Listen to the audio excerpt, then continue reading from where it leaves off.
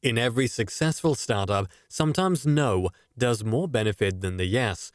This is incredibly accurate in the case of Jan Koum. How did he go from being rejected by Facebook and Twitter to creating the world's most popular messaging app and ultimately becoming one of the richest persons in Silicon Valley?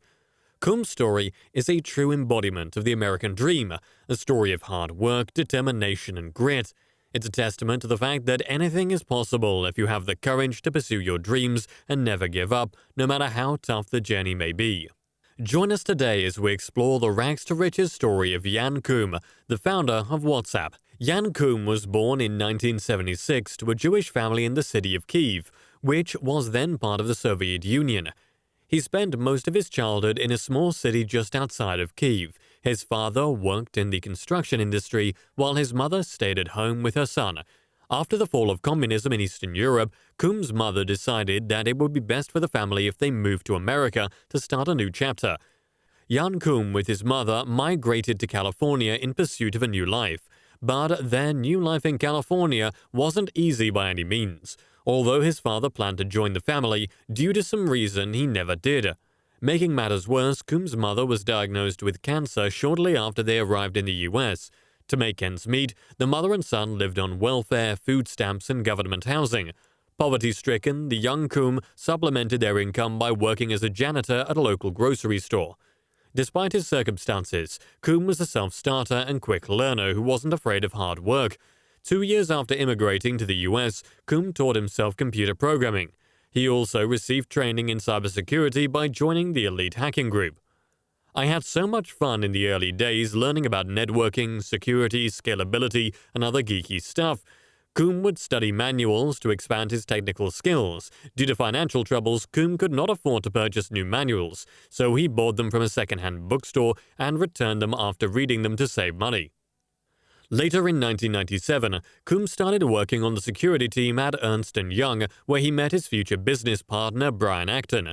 Koum was hired by Yahoo as an infrastructure engineer while attending San Jose State University. He left education for a year because of the stress of his current job at Yahoo. Jan Koum and Brian Acton worked together for 9 years at Yahoo. Feeling unfulfilled at their jobs, both Jan Koum and Brian Acton quit on Halloween in 2007. Both Koum and Acton took a year off and traveled around South America. On their return to the US, both of them individually applied for jobs at Facebook and Twitter, and both were rejected by both companies. Ironically, neither could predict that after a few years, Facebook would come to their door with some billion greenbacks. Koum purchased an iPhone in January 2009 and soon realized the potential of the App Store in creating a new industry of apps. App Store was only 7 months old at the time. He discussed his idea for an app with his friend Alex Fishman. Koum came up with a simple communication app and decided on the name WhatsApp because it sounded like What's Up. Exactly 1 week later, on his 33rd birthday, he registered WhatsApp Inc. in California. At first, WhatsApp didn't gain much popularity, but things changed when Apple introduced push notification functionality to apps in June 2009. Koum adapted WhatsApp to ping users when they received a message, and soon after his friends and Fishman started using the app instead of SMS for messaging. The app's user base started to grow significantly. Koum convinced Acton to join the company. Koum granted Acton co-founder status after Acton managed to bring in $250,000 in seed funding. At this time, WhatsApp pivoted to a full-fledged messaging platform. Soon, they built the app for other mobile OS and priced the app at $1 to cover the running costs.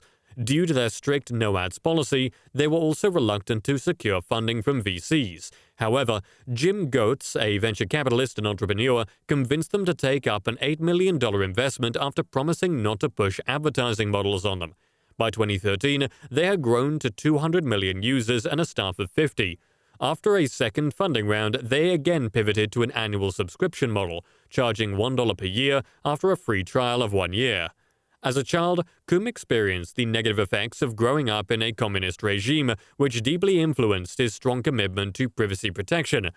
When describing why his company is so serious about privacy policies of the business, he tells, "I grew up in a society where everything you did was eavesdropped on, recorded, snitched on.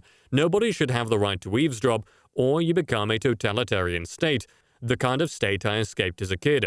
On February 9, 2014, Zuckerberg invited Koum to his house for dinner and offered him a position on the Facebook board.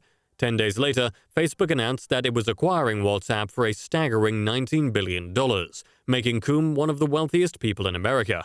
Since 2009, WhatsApp has continued to grow, and over the past 12 years, the success of the app has skyrocketed, boasting 2 billion active users, 1 million new registrations daily, and 300 million daily users as of 2019. The app is used by 180 countries and is the largest of all messaging networks. And that's the incredible story of Jan Koum, a man who overcame immense obstacles and went on to create one of the most popular messaging apps. Thanks for watching, and please share and subscribe to our channel.